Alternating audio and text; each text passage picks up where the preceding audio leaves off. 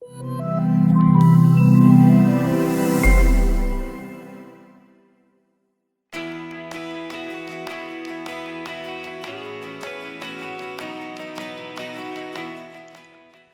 and thank you for using Geomagic Essentials.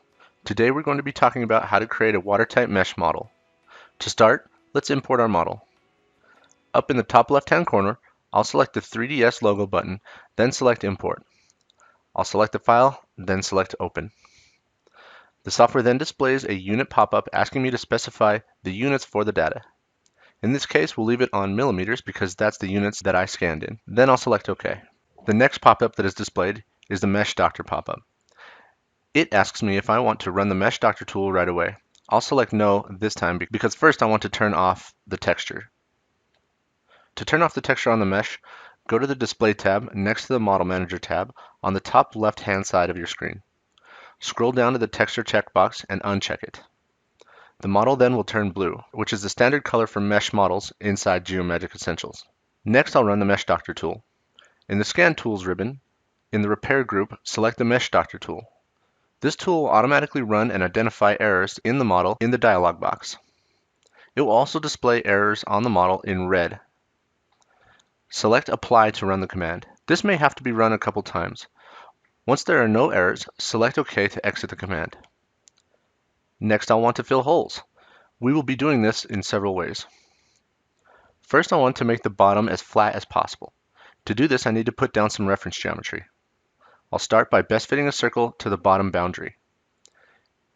In the Model Ribbon tool, I'll select Circle dropdown and then select Natural Boundary option. I'll then highlight the boundary. The software will automatically best fit a circle to that boundary. Then I'll use the circle to place a plane. Again, in the Model Tool ribbon, I'll select the Plane dropdown. Then I'll select the Perpendicular to Axis option.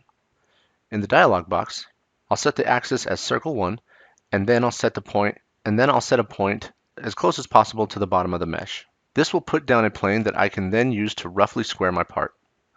To roughly square my part, I'll first orient the model so that the plane is parallel to my view. Then, to correct the angle, I will left-click and drag on the outside of the viewing window to make the plane straight. To verify the plane is roughly straight, I'll move the model down towards the bottom of the viewing window and line it up with the border of the viewing window. Once the mesh is roughly aligned to my view, I'll use the Box Selection tool to trim the model. On the right-hand side toolbar, select the Box Selection button. Towards the bottom of the right-hand side toolbar, select the Through All tool.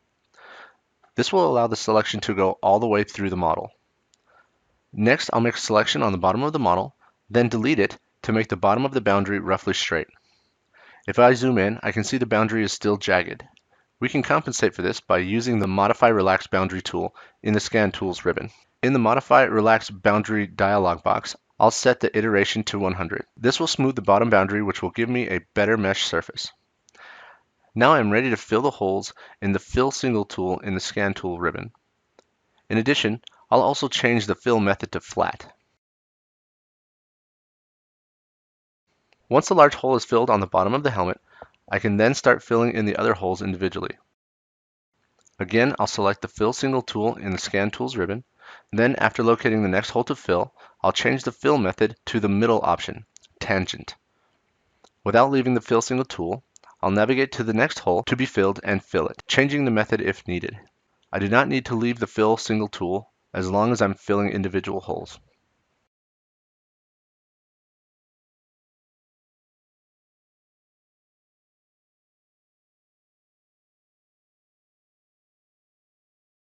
Finally, the last hole is too large to fill all at once, so I need to remove some polygons to split the hole up into sections. To do this, I'll unselect the Select Backface Mode tool in the right-hand side toolbar. I'll also change my selection mode to the Lasso Selection tool. Then I'll select the area to be deleted.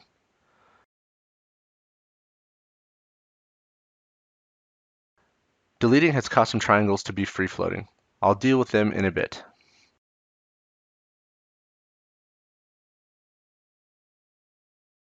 Now I want to fill the bottom portion of the hole. To do this, I'll change the fill type to Bridge. This option can be found in the Scan Tools ribbon in the Fill Single tool below the Fill Methods options.